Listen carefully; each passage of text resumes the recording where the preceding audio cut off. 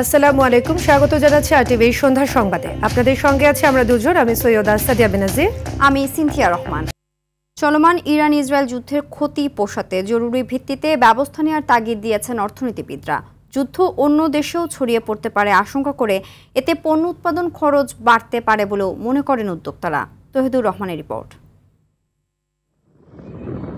Iran Israel যুদ্ধে হতাহতের পাশাপাশি দুই দেশের বেশ কিছু গুরুত্বপূর্ণ স্থাপনাও ধ্বংস হয়েছে। এরই মধ্যে বাণিজ্য জাহাজ পারাপারের গুরুত্বপূর্ণ পথ হরমুজ প্রণালী বন্ধ করে দেওয়ার হুঁশিয়ারি দিয়েছে ইরান। প্রতিদিন প্রায় 2 কোটিরও বেশি ব্যারেল তেল এই প্রণালী দিয়ে নিয়ে যাওয়া হয়। ইরান হরমুজ প্রণালী বন্ধ করে দেওয়ার হুঁশিয়ারিতেই আন্তর্জাতিক বাজারে জ্বালানি তেলের দাম বেড়ে গেছে। বাংলাদেশের বিদ্যুৎ উৎপাদনের বড় অংশ গ্যাস এবং তেলের উপর নির্ভরশীল, আবার জ্বালানিও আমদানি নির্ভর। এর ফলে উৎপাদনে নেতিবাচক প্রভাব পড়বে বলে আশঙ্কা করছে তৈরি পোশাক মালিকদের সংগঠন বিজিএমইএ। যুদ্ধটা আমাদের জন্য একটা নতুন চ্যালেঞ্জ, কারণ হচ্ছে এরপরে যদি ফলে তেলের দাম বৃদ্ধি পেলে সেটা একটা রিকারিং এফেক্ট সবার উপর পড়বে এবং পোশাক শিল্প এর থেকে বাদ যাবে না। যুদ্ধে দুই দেশই তেল শোধনাগার ও প্রাকৃতিক গ্যাস কোপগুলোতেও হামলা চালাচ্ছে। অর্থনীতিবিদরা বলছেন বাংলাদেশের সিংহভাগ রেমিটেন্স আসে মধ্যপ্রাচ্যের দেশগুলো থেকে, আবার কাতার থেকে এলএনজি আমদানির একমাত্র পথ এই হরমুজ প্রণালী। সব মিলিয়ে মূল্যস্ফীতি বাড়ার আশঙ্কা করছেন অর্থনীতিবিদরা। বিষয়টি জরুরি ভিত্তিতে নেয়ার আহ্বান জানান এই অর্থনীতিবিদ। আরও দেশ যদি এটাতে জড়িয়ে পড়ে তার অ্যাকচুয়ালি সম্ভাবনা আছে। আমাদের এই মুহূর্তে প্যানিক করার বিষয় নয়, বাট আমি বলছি যে এই যে একটা র্যাপিড রেসপন্স সিনারিও এক্সারসাইজ, এটা খুব জরুরি ভিত্তিতে করা, দক্ষতার সাথে, এটা আমলাতান্ত্রিকভাবে নয়। তবে ইতিমধ্যে অর্থ উপদেষ্টা ডক্টর সালেউদ্দিন আহমেদ জ্বালানি তেলের দাম বাড়বে না বলে জানান। গ্যাস প্রাইস বা এলএনজি প্রাইস যদি বেড়ে যায় এটা উইল টেক কেয়ার। অনেক দেশ কিন্তু বাড়াইতেছে না, আমরা ওটাতে এখনো তৌহিদুর রহমান, আরটিভি, ঢাকা। রাষ্ট্রপতি ও প্রধানমন্ত্রীর ক্ষমতার ভারসাম্য এবং রাষ্ট্রপতি নির্বাচনের বিদ্যমান পদ্ধতি পরিবর্তনে একমত হয়েছে রাজনৈতিক দলগুলো। তবে এর প্রক্রিয়া নিয়ে এখনও মতভিন্নতা রয়েছে। জাতীয় ঐকমত্য কমিশনের সঙ্গে রাজনৈতিক দলগুলোর দ্বিতীয় পর্যায়ে টানা 3য় দিনের বৈঠকে এ নিয়ে আলোচনা হয়। বিস্তারিত জানাচ্ছেন খান আলামিন।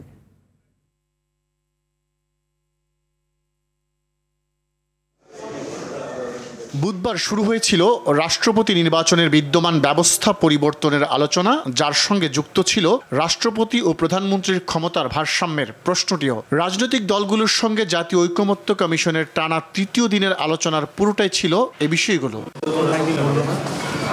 বর্তমানে সংসদ সদস্যদের প্রত্যক্ষ ভোটে রাষ্ট্রপতি নির্বাচিত হয়ে থাকেন। এই ব্যবস্থার অবসান চায় সব রাজনৈতিক দল। সংবিধান ও নির্বাচন ব্যবস্থার সংস্কার কমিশন কয়েকটি পথ বাতলে দিয়েছে, সেসব পথ নিয়েই আলোচনা চলমান। পার্লামেন্টের সদস্যগণ 300 সদস্য যারা সরাসরি নির্বাচিত হবেন, তারপরে মহিলা আসন যদি 100তে উন্নীত হয়, বর্তমানে 50 আছে, সে সদস্যগণ তাহলে 400, আর যদি দ্বিকক্ষ বিশিষ্ট পার্লামেন্টে স্থাপিত হয় তার সদস্য সংখ্যা যদি 100 হয়, যেটা আমাদের প্রস্তাব, তাহলে এই 500 জন সদস্যদের ভোটে রাষ্ট্রপতি নির্বাচন হবে। রাষ্ট্রপতি ও প্রধানমন্ত্রীর ক্ষমতার ভারসাম্যের বিষয়েও একমত রাজনৈতিক দলগুলো। মন্ত্রী নির্বাহী ক্ষমতার সাথে রাষ্ট্রপতির ক্ষমতাকে আরও বাড়ানো দরকার। কোন কোন ক্ষেত্রে বাড়বে স্পেসিফিকভাবে কিছু প্রস্তাব এসছে। আমরা আগামী সপ্তাহে এটা আলোচনা করে এটাকে আমরা চূড়ান্ত করব। 2বারের বেশি কেউ প্রধানমন্ত্রী হতে পারবেন না, এ নিয়ে আলোচনা শুরু হয়েছে। দ্বিকক্ষ বিশিষ্ট আইনসভার উচ্চকক্ষের সদস্য হবেন 100, এ নিয়েও একমত রাজনৈতিক দলগুলো। আমরা একমত হয়েছি যে কোনো প্রধানমন্ত্রী 2 মেয়াদের বেশি প্রধানমন্ত্রী হিসেবে দায়িত্ব পালন করতে পারবেন না। কোনো দল ইনক্লুডিং বিএনপি তারা এটার সাথে পুরোপুরি একমত হননি। দ্বিকক্ষ বিশিষ্ট পার্লামেন্ট করার ব্যাপারে একটা সর্বসম্মত সিদ্ধান্ত হয়েছে এবং দ্বিকক্ষ বিশিষ্ট পার্লামেন্টে সদস্য সংখ্যা 100 হবে, এই বিষয়ে সিদ্ধান্ত হয়েছে। কমিশনের সহসভাপতি অধ্যাপক ডক্টর আলী রিয়াজ বলেছেন, আলোচনার অগ্রগতি সন্তোষজনক। অমীমাংসিত বিষয় নিয়ে আলোচনা হবে আগামী সপ্তাহে। আগামী রোববার দিন এই 3 দিনের আলোচনায় প্রকৃতপক্ষে 4 দিনের আলোচনার অমীমাংসিত বিষয়গুলি নিয়ে কথা হবে, তারপরে অন্যান্য বিষয়গুলোতে আমরা প্রবেশ করতে পারব। আলোচনার বিষয়বস্তুর মধ্যে নির্বাচনী এলাকার সীমানা নির্ধারণ ইস্যুটিও গুরুত্ব পাচ্ছে। খান আলামিন, আরটিভি, ঢাকা। স্বৈরাচারের বিরুদ্ধে যেন কেউ প্রশ্ন তুলতে না পারে সেজন্য পরিকল্পিতভাবে গেল ১৭ বছরে দেশের শিক্ষা ব্যবস্থা ধ্বংস করেছে আওয়ামী লীগ, এ অভিযোগ করেছেন বিএনপির স্থায়ী কমিটির সদস্য ডক্টর আব্দুল মঈন খান।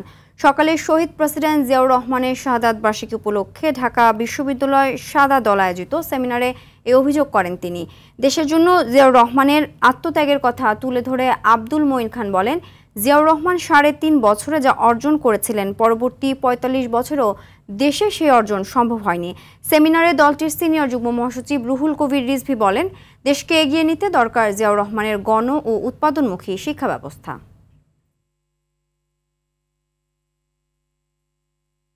হাতে যদি ক্ষমতা কুক্ষিগত করি তাহলে সেখানে দুর্নীতি বাড়বে, সেখানে নানা শত্রুতার জন্ম হবে এবং গণতন্ত্র মুখ থুবড়ে পড়বে।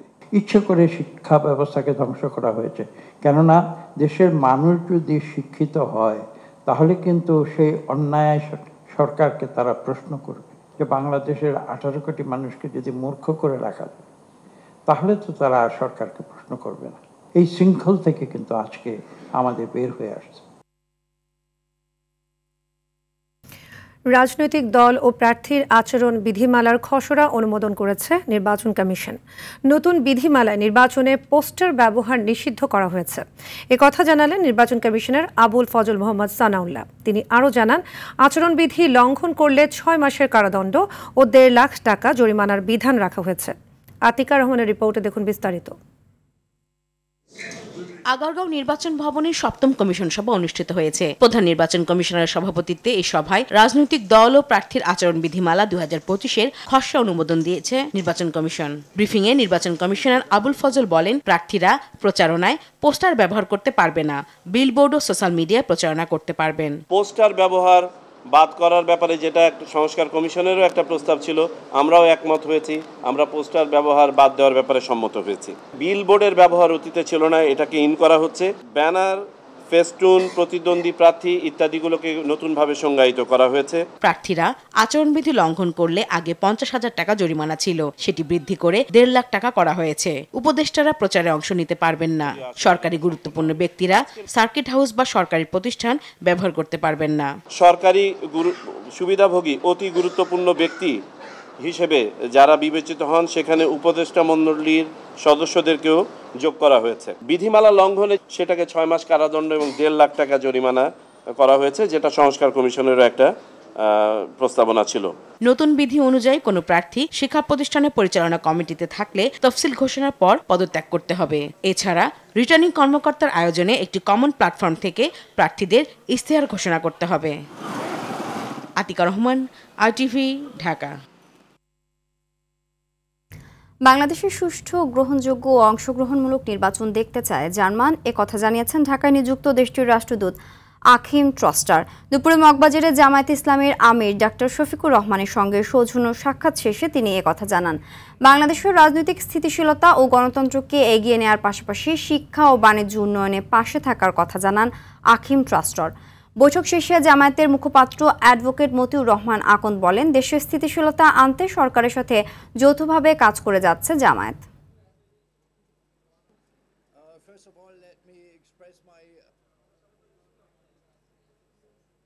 Elections also in Bangladesh will be free, fair and participatory. বাংলাদেশের রাজনৈতিক স্থিতিশীলতা ও গণতন্ত্রকে এগিয়ে নিতে আমাদের মধ্যে বিভিন্ন বিষয়ে আলোচনা হয়েছে। আমরা বাংলাদেশে একটি সুষ্ঠু, গ্রহণযোগ্য ও অংশগ্রহণমূলক নির্বাচন প্রত্যাশা করি। And this may be sort of my last words. বাংলাদেশে স্থিতিশীলতা আনয়নের লক্ষ্যে জামাত অগ্রাধিকার দিয়ে কাজ করছে। বাংলাদেশকে একটি করাপশন ফ্রি রাষ্ট্র, সমাজ এবং দেশ হিসেবে গড়ে তোলার লক্ষ্যে জামাত ইসলামী নিরলসভাবে প্রচেষ্টা চালিয়ে যাচ্ছে। গুমের নেপথ্যে থাকা অনেকেই এখন ক্ষমতার কেন্দ্রবিন্দুতে আছেন এবং তাদের কাছ থেকে হুমকি পাচ্ছেন ভুক্তভোগীরা। একই সঙ্গে তারাই গুমের প্রমাণ ও নিদর্শন ধ্বংস করছে। এসব অভিযোগ করেন গুম সংক্রান্ত তদন্ত কমিশনের সভাপতি বিচারপতি মইনুল ইসলাম চৌধুরী।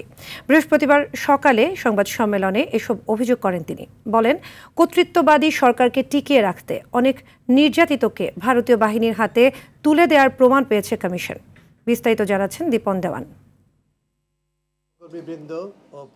প্রধান উপদেষ্টা ডক্টর মোহাম্মদ ইউনূসের কাছে দ্বিতীয় অন্তর্বর্তী প্রতিবেদন হস্তান্তরের পর বৃহস্পতিবার সকালে সংবাদ সম্মেলনের আয়োজন করে গুম সংক্রান্ত তদন্ত কমিশন। এতে কমিশনের সভাপতি জানান 1850টি অভিযোগ বিশ্লেষণ করে 253 জনের গুমের শিকার ব্যক্তির তথ্য পাওয়া গেছে। 131টি অভিযোগের বিষয়ে এফআইআর করে তদন্ত করছে পুলিশ। দ্বিতীয় দফায় 12 জন ভিকটিমের প্রাথমিক অনুসন্ধান শেষের পাশাপাশি গুমের জন্য কারা দায়ী তা শনাক্ত করা গেছে বলেও জানান তিনি।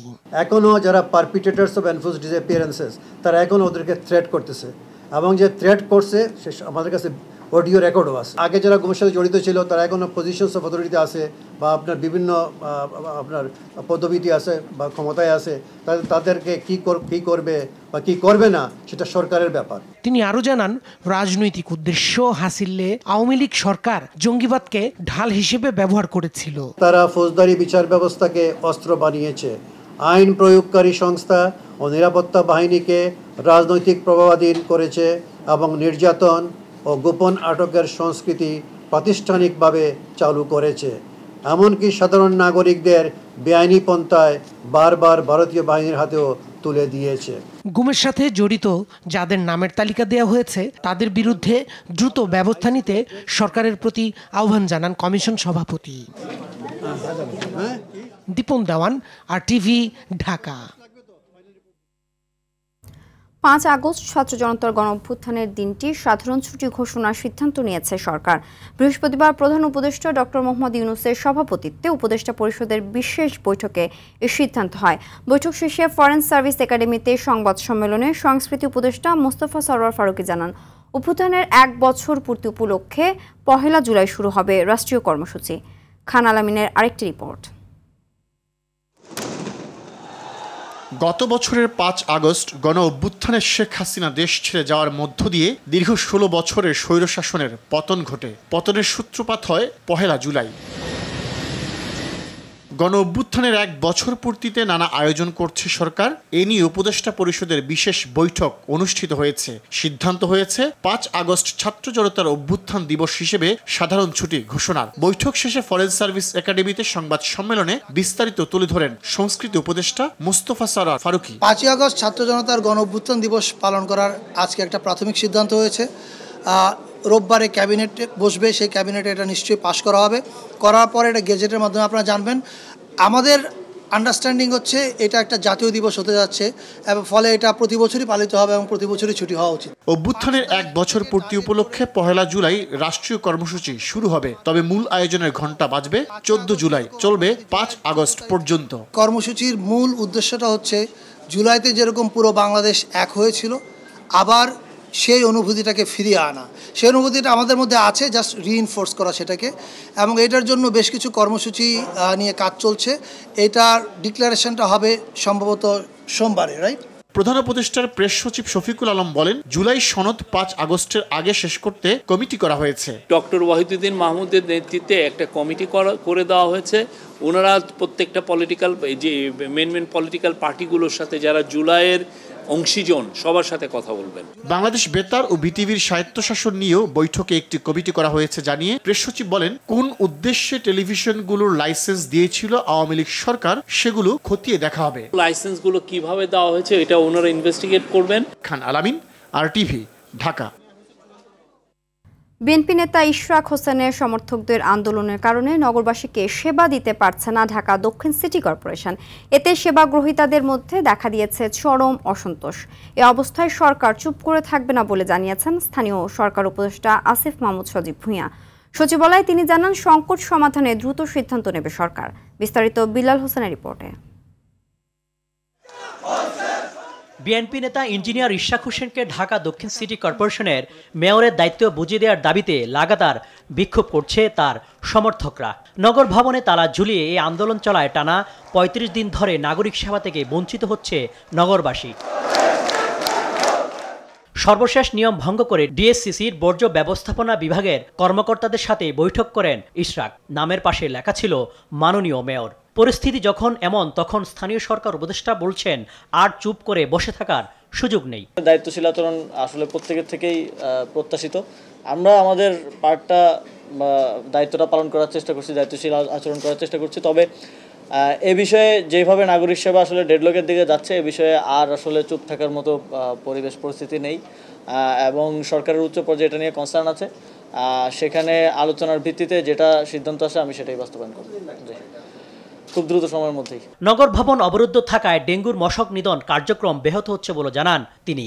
ডেঙ্গুর বিষয়টা নিয়ে আমরা কনসার্ন আছি, শুধুমাত্র আমাদের উদ্যোগ দিয়ে হবে না, মানুষের মধ্যে সচেতনতা বৃদ্ধি করতে হবে। এক্ষেত্রে দক্ষিণ সিটি কর্পোরেশনের আমাদের কিছু চ্যালেঞ্জ আছে। আপনারা জানেন যে সেখানে স্বাভাবিক কার্যক্রম স্বভাবতই ব্যাহত হচ্ছে।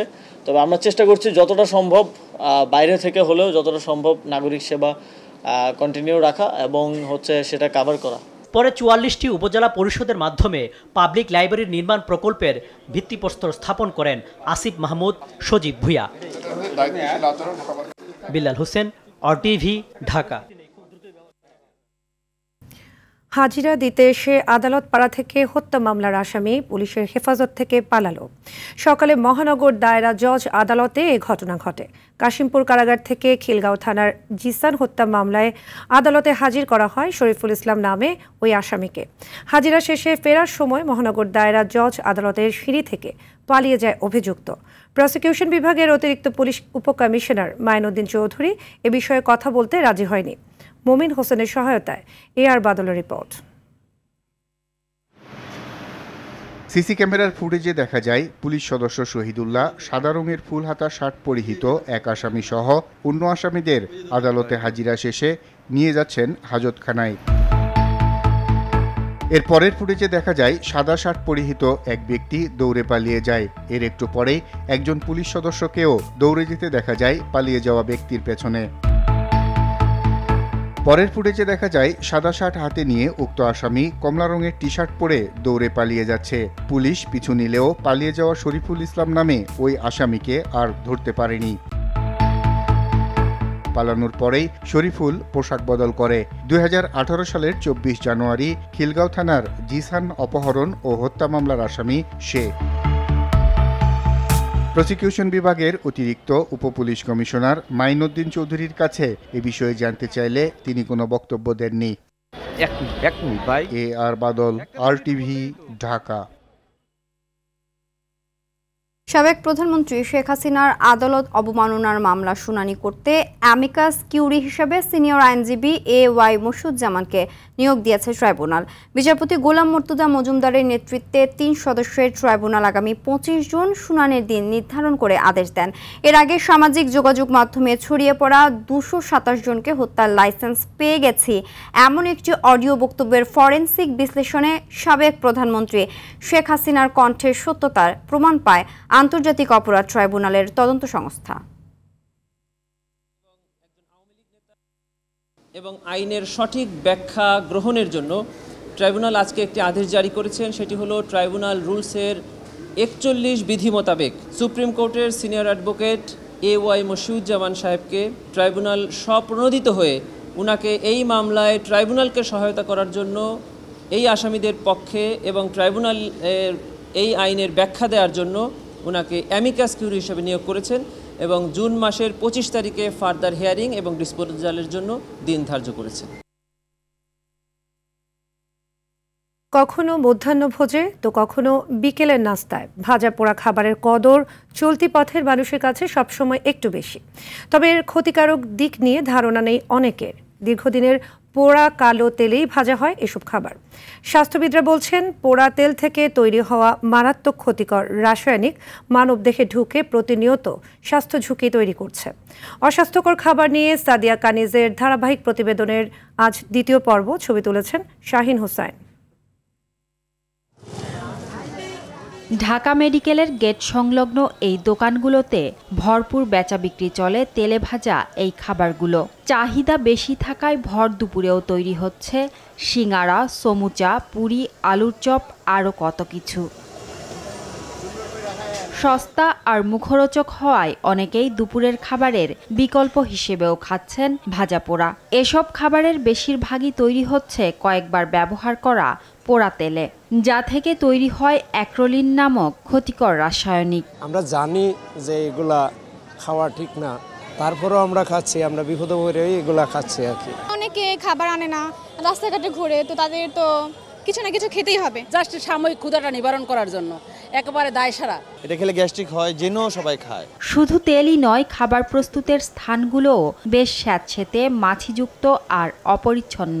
অনেকেই জানেন না এসবের কারণে শরীরে কত কঠিন রোগ বাসা বাঁধছে। যেসব পানিগুলো ব্যবহার করতেছে, আমার মনে হয় এসব পানিগুলা ড্রেন থেকে আইনে এসব পানিগুলো খাচ্ছে, এগুলো তো আমাদের শরীরের জন্য প্রচুর পরিমাণ ক্ষতিকর। একটা মাস একটা তেলে ভাজা পোড়া হয়, প্লাস বাইরে জীবাণু, মশা মাছি, ধুলাবালিতে থাকে। মেডিকেলে সবাই খায়, তাহলে ডাক্তাররা যদি ভাজা পোড়ার সমস্যা হইতো তাহলে তো আর ওনারাও খাইতো না। এই মাত্র আপনার সামনে ওনারাও দুজন ডাক্তার। আমার চুলার মধ্যে যেটা থাকে এই তেলটা আমি ডাইলা ফালাই দেওয়া সম্ভব না।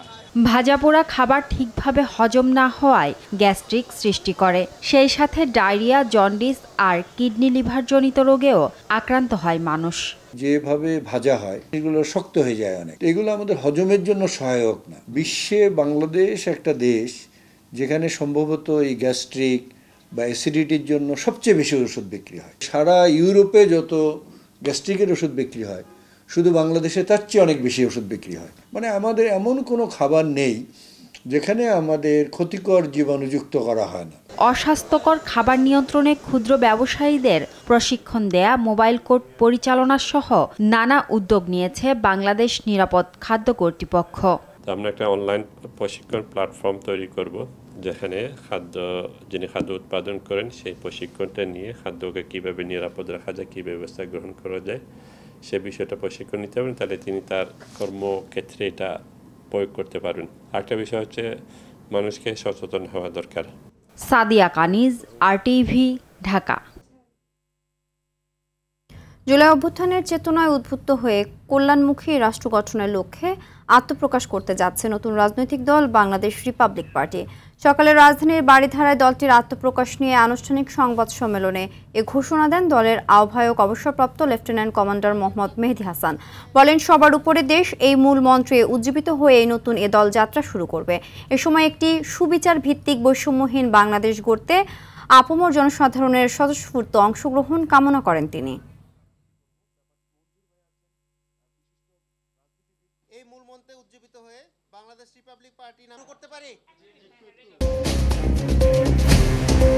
সন্ধ্যার সংবাদ এ পর্যন্তই।